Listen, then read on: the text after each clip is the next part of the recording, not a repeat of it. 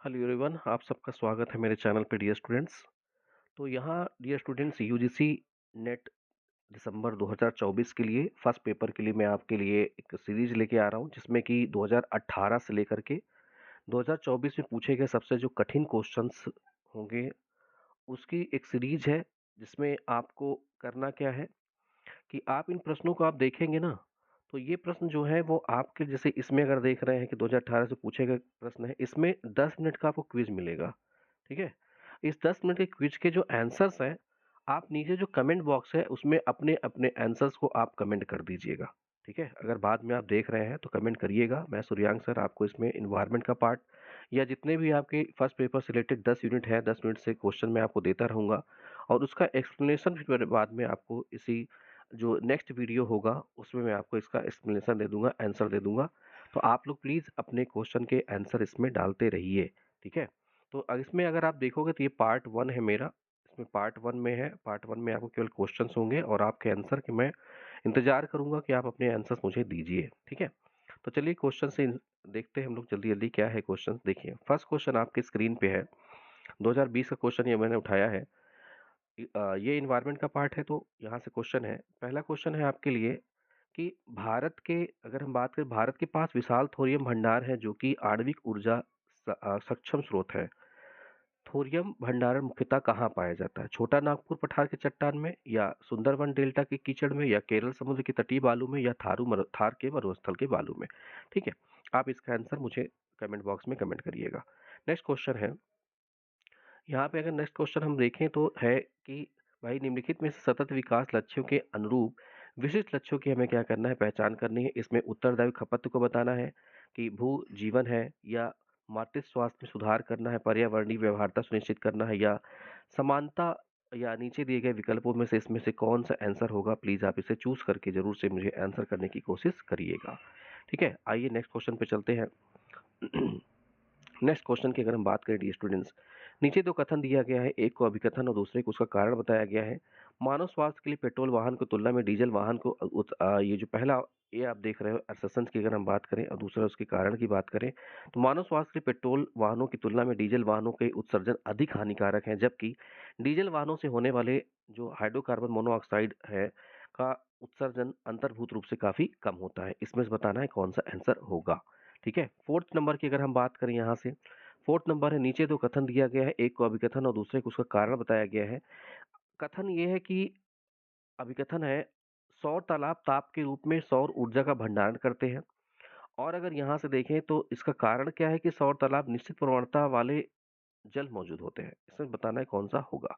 ठीक है, बाकी इसमें आंसर देने की कोशिश करिए, कुछ मैंने हिंट दिए हैं इसमें इसमें आप आंसर करिएगा उसको देख करके। यहीं पे अगर बात करें आईपीसीसी की, ठीक है, यहाँ पे अगर हम बात करते हैं आईपीसीसी की बात किया जाए तो आईपीसीसी का इसका फुल फॉर्म आपको कमेंट कर देना है कि 2014 की रिपोर्ट के हिसाब से अगर देखें तो सबसे अधिक कार्बन डाइऑक्साइड उत्सर्जित करने वाले जो स्रोत हैं वो स्रोत कौन से हो सकते हैं। परिवहन हो सकता है, कृषि हो सकता है, उद्योग हो सकता है या अ, उपयोगिता विद्युत एवं तापोत्पन्न। अब आपको बताना है इसमें क्या हो सकता है। फिर नेक्स्ट उस पर चले हम लोग, नेक्स्ट क्वेश्चन पे चले। तो नेक्स्ट क्वेश्चन इस पे आईपीसीसी के बारे में सारा कुछ दे रखा है, पढ़ के इसका आंसर ठीक से करिएगा। ठीक है, चलिए बाकी है इसमें छठवां क्वेश्चन, सहस्त्राब्दी विकास लक्ष्यों के निम्नलिखित में से किस उद्देश्य के अंतर्गत विश्व में उन्नति सबसे कम संतोषजनक रही है। तो वर्ष 2015 का जो ठहराव अगर देखें एचआईवी और एड्स और ऐसे ही गंभीर बीमारियों से रिलेटेड है, या अगर हम बात करें 2015 तक की प्राथमिक एवं माध्यमिक शिक्षा में लैंगिक असमानता को दूर करना, इसकी अगर बात करें तो तीसरा ऑप्शन है यहाँ से देखें तो 2015 तक गरीबी एवं गरीबी रेखा से नीचे की जनसंख्या के अनुपात में कमी लाना, या अगर देखें 2015 तक भूख से पड़ताल व्यक्तियों के अनुपात को आधे से कम करना है। इसे बताना है कौन सा आंसर हो सकता है। नेक्स्ट क्वेश्चन देखा जाए, ये बहुत अच्छा क्वेश्चन है आपके लिए। ठीक है, इससे इस टाइप क्वेश्चन बहुत अच्छे से एग्जाम में पूछे जाते हैं। एक तरफ देखा जाए तो उत्सर्जित जो प्रदूषक है, दूसरी तरफ पर्यावरण पर प्रभाव क्या पड़ सकता है। तो यहाँ अगर देखा जाए तो इसमें है कि carbon dioxide, carbon monoxide, nitrogen के ऑक्साइड और बेंजीन और हाइड्रोकार्बन से इधर साइड आप देखो तो यहाँ दिया है, और दूसरी साइड इसका देखें तो इसका प्रभाव क्या हो सकता है। अम्ल वर्षा का निर्माण हो सकता है या विषैला कैंसर कारक हो सकता है या विषैला तथा स्वास्थ्य श्वसन संबंधी रोग हो सकता है या एक ग्रीन हाउस गैस के रूप में वैश्विक तापमान के बढ़ावा देना। इसमें से आंसर कौन सा होगा, प्लीज आप कमेंट करिएगा। फिर नेक्स्ट क्वेश्चन पे अगर हम देखें तो डीजल वाहन अत्यधिक मात्रा में नाइट्रोजन के ऑक्साइड और सूक्ष्म कण फाइन पार्टिकल मैटर, जिसको हम पीएम मैटर बोलते हैं, उसको आप देखिएगा। और इसका दूसरा कथन देखा जाए तो डीजल कथन इंजन उच्च वायु ईंधन अनुपात वाले सांद्र मिश्रण से चलते हैं। आपको बताना है कि इसमें से कौन सा आंसर सही होगा। ठीक है, चलिए, तो कमेंट जरूर करिएगा इसमें। फिर है नेक्स्ट क्वेश्चन 9वां नंबर। किसी शहर में 8 घंटे की अवधि के दौरान उसके शोर स्तर को समकक्ष ध्वनि दाब स्तर के माध्यम से 80 डेसिबल ए बताया गया है। वह किसको संदर्भित करता है?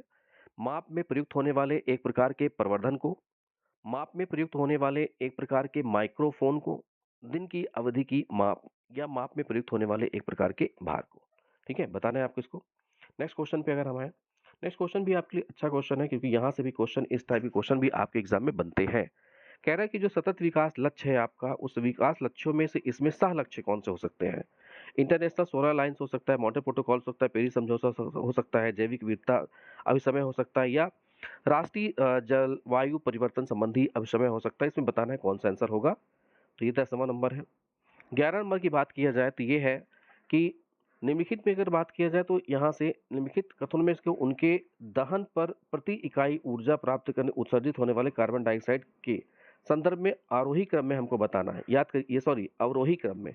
अवरोही का मतलब हुआ कि घटते क्रम में बताना है, बढ़ते से घटते, और आरोही होता है तो घटते से बढ़ते क्रम में बताना होता है।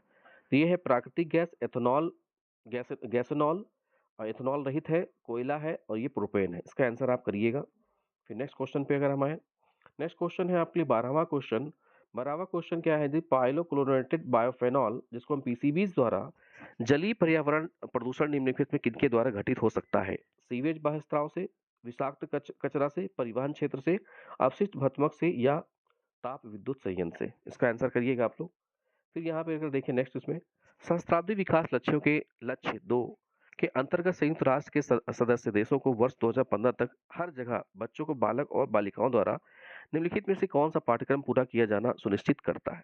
ठीक है, करना था प्राथमिक शिक्षा, माध्यमिक शिक्षा, तृतीय शिक्षा, या कौशल शिक्षा। इसका आंसर करिएगा। फिर 14 नंबर की बात किया जाए तो 14 नंबर में आपके लिए है 14th में, इसमें पहला अभिकथन और दूसरा कारण है। तो यहाँ हमें ए और आर देखना, पहले ए देखते हैं। समकालीन पर्यावरण चर्चाओं में बड़े हाइड्रो पावर प्लांटों पर लघु हाइड्रो पावर प्लांटों को वरीयता दी जा रही है। आर की अगर बात की जाए, बड़े हाइड्रो पावर प्लांटों की तुलना में लघु हाइड्रो पावर प्लांट जो होते हैं, उनकी स्थापना जो करने में पूंजी कम लगती है। क्या ये इसका कारण है? ये आपको बताना है। नेक्स्ट क्वेश्चन देखा जाए, निम्नलिखित में से किस ऊर्जा स्रोत के दहन पर प्रति इकाई ऊर्जा आउटलुक अथवा ऊष्मा की मात्रा पर कार्बन डाइऑक्साइड का उत्पादन अधिकतम होता है? कोयला, प्राकृतिक गैस, डीजल इंजन, या गैसोलीन में? ये बताना है आपका आंसर। 16 नंबर की बात किया जाए तो प्रत्येक देश द्वारा दीर्घावधि कम उत्सर्जन विकास रणनीतियां बनाए जाने का सुझाव निम्नलिखित में से किसके अंतर्गत दिया गया है? पेरिस समझौता, Monte protocol, international solar alliance, या क्योटो प्रोटोकॉल? फिर आगे बढ़ते हैं हम लोग। नीचे कुछ धातुओं के नाम दिए गए हैं जिनके अनेक प्रकार के मानवजनित स्रोतों के पर्यावरण में उत्सर्जित किया जाता है। उन धातुओं की पहचान कीजिए जो जलाशयों के प्रदूषण के दृष्टिकोण से काफी गंभीर चिंताजनक विषय बने हुए हैं। कौन कौन से हैं? यहाँ पे अगर हम बात करें, कह रहा है कि एल्युमिनियम हो सकता है, कि पारा हो सकता है, कि सीसा हो सकता है, कि तांबा हो सकता है, कैडमियम हो सकता है। इसका आंसर आपको बताना है। फिर अगर हम बढ़े नेक्स्ट क्वेश्चन की तरफ, तो समान तीव्रता परंतु अलग अलग आवृत्ति वाली दो ध्वनियां अलग अलग प्रबलता की प्रतीत होती हैं। बिल्कुल हो सकती हैं, बताइएगा। विभिन्न आवृत्तियों की ध्वनियों के प्रति मनुष्य के कान अनुक्रिया एक समान नहीं होती है। ये कथन है। ठीक है, कथन 1 और कथन 2 बताना है कौन सा सही होगा। अब आते हैं हम लोग नेक्स्ट क्वेश्चन पे 18 नंबर पे, सॉरी 19 नंबर पे। यहाँ पे देखें, अगर 19 नंबर क्वेश्चन हमसे कहता है क्या कि कथन 1 है, कथन 2, यहाँ पे कथन और उसका कारण है, प्रत्येक देश द्वारा दीर्घावधि कम उत्सर्जन विकास रणनीतियां अपनाना पेरिस समझौते के लक्ष्यों को साकार करने में महत्वपूर्ण है।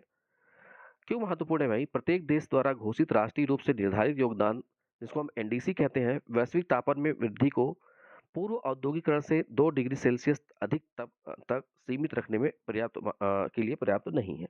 ठीक है, अब ये इसका कारण पूछ रहे हैं तो भाई बताना है।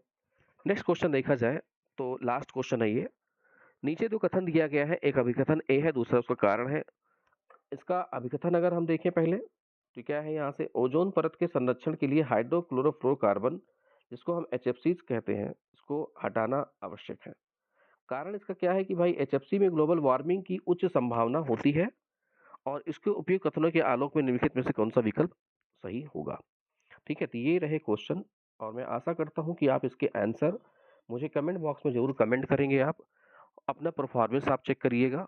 बाकी इसके जो उत्तर है, जो नेक्स्ट सीरीज हमारी होगी, उसमें आपको मैं इसका उत्तर बता दूंगा, कौन कौन से इसके आंसर सही हैं और क्या एक्सप्लेनेशन इसका। तो इंतजार रहेगा मुझे आपके आंसर का। तब तक के लिए नमस्कार, धन्यवाद, और मेरे चैनल को आप सब्सक्राइब करना बिल्कुल मत भूलिएगा, और जो बेल आइकन आपके इसमें है या जो लाइक बटन है, उसे जरूर से प्रेस कर लीजिएगा। धन्यवाद, thank you, have a good day.